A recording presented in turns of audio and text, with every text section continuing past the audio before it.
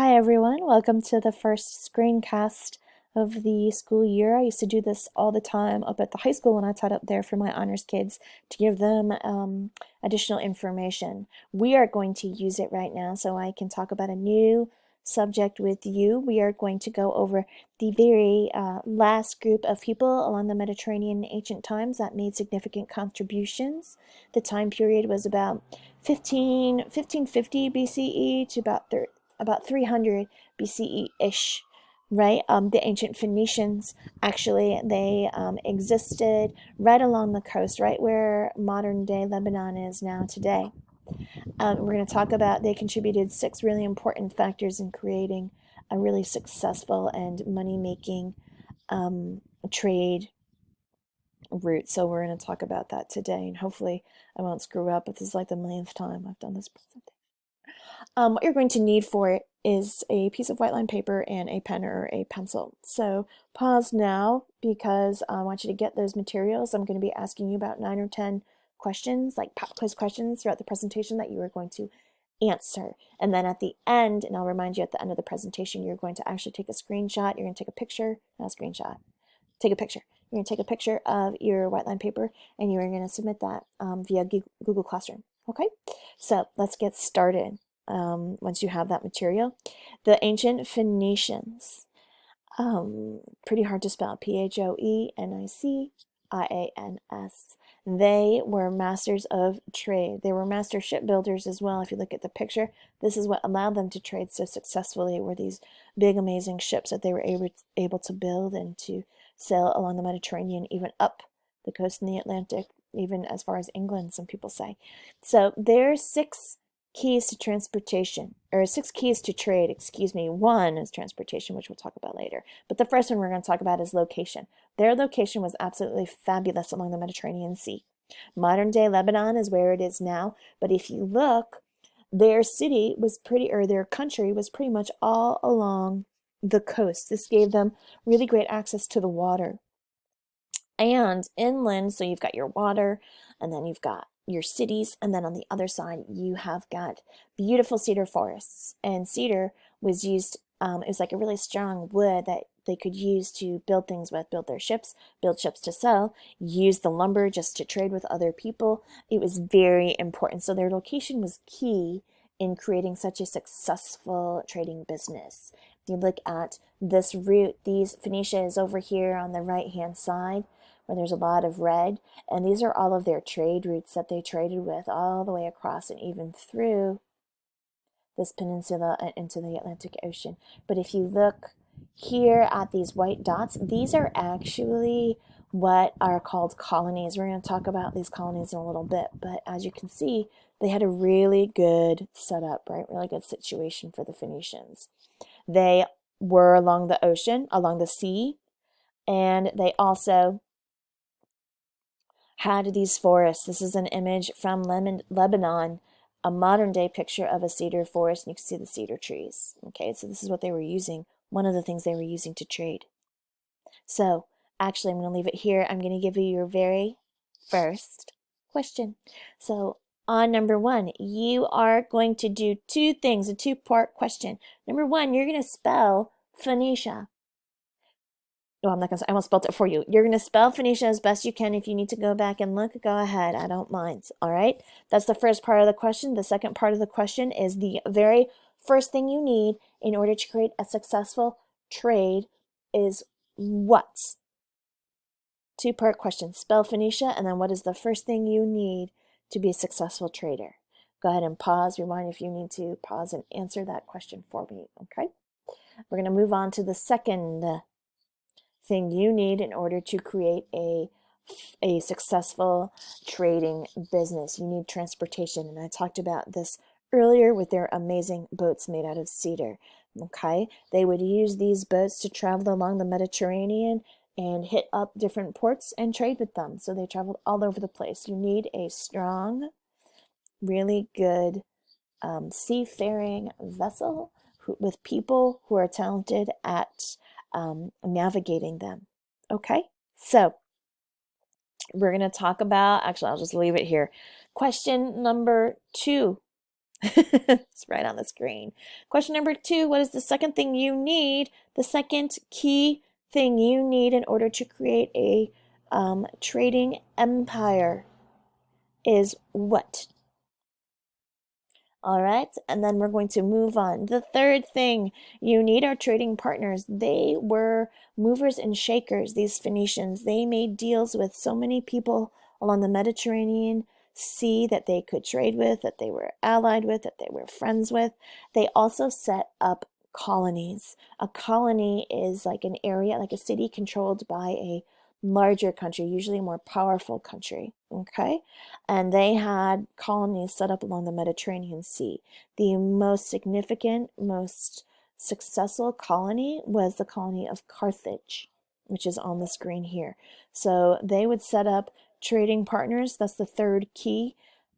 And Carthage was a major trading partner. It was considered a colony, an area controlled by another country. Okay, this area was controlled by Phoenicia. All right, this is, if you look here, right here, where my little red highlighting pen is, this harbor right here is, oopsie, is this here. Okay, which is actually pretty cool and pretty advanced. The boats would come in through here and they would set up, they'd dock along these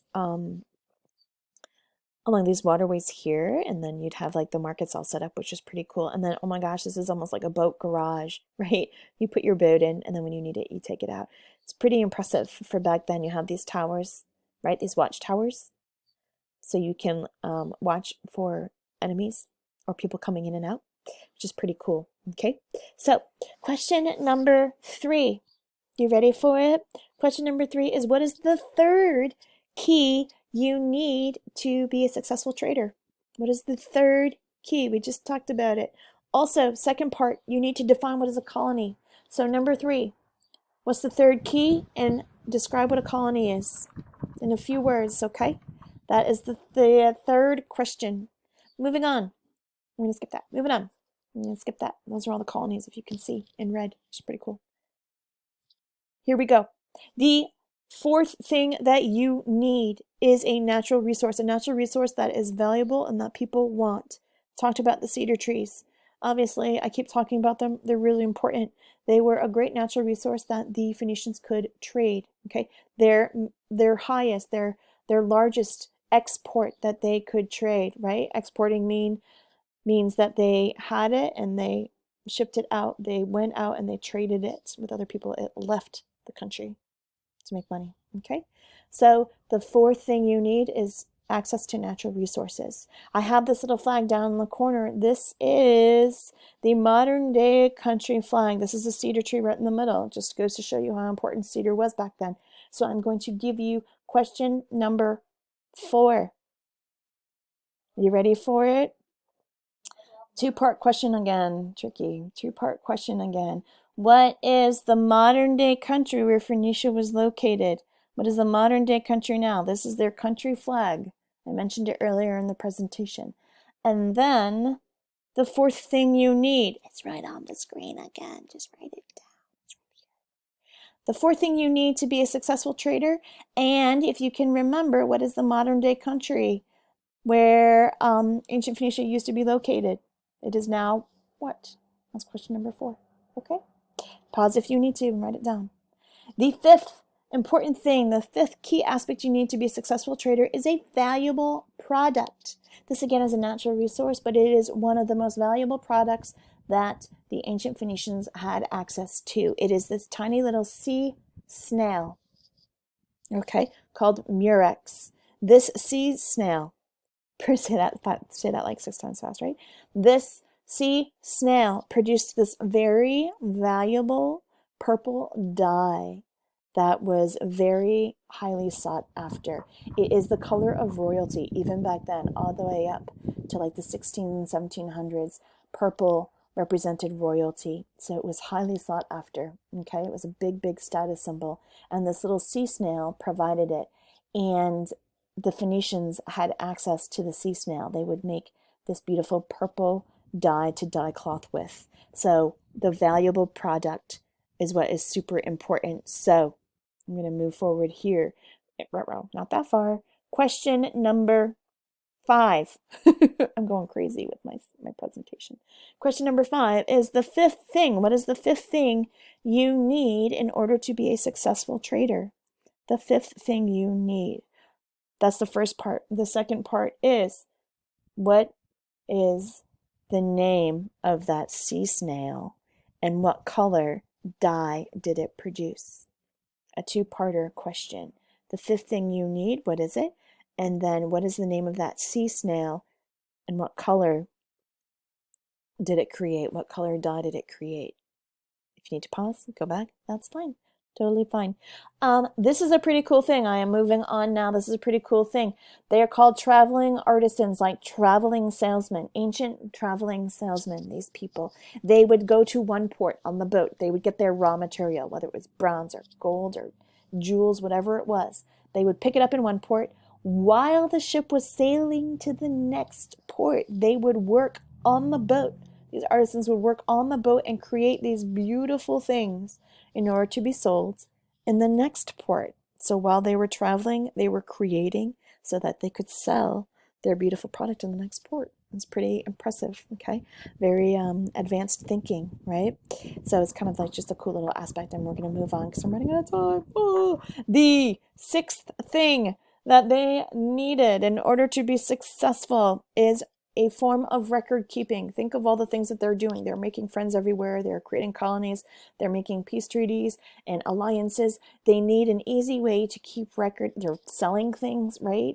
They need to keep track of transactions. They need an easy way to do this. So they created a new alphabet that was only 22 letters. Think about how huge that is, considering the last alphabet we learned about was 400 hieroglyphs, right? Now there's only 22.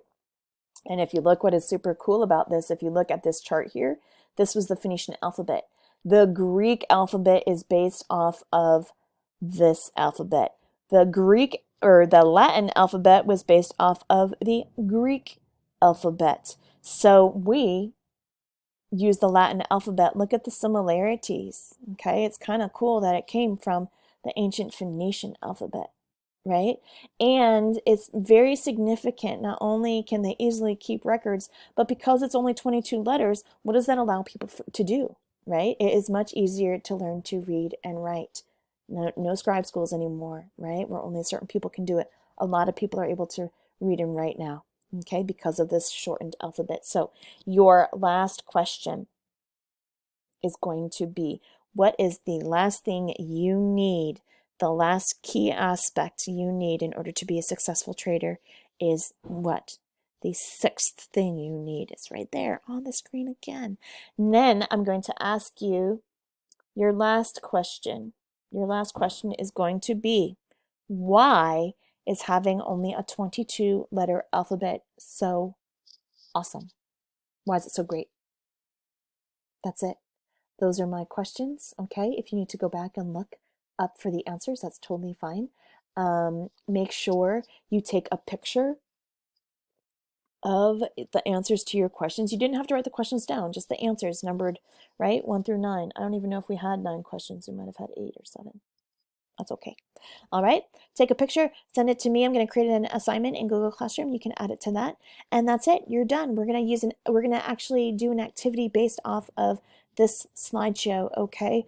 Going forward for the rest of the week. But for now, all you have to do is worry about this. Submit it to me Monday or Tuesday, okay? Even Wednesday. Fabulous. I have 55 seconds left. I did it. I hope all of you are doing well. If you have any questions whatsoever, make sure you email me, and I will see you all at the Zoom, which I'm having in a few hours, okay? Fabulous. I'll check in with you again soon, guys. Bye.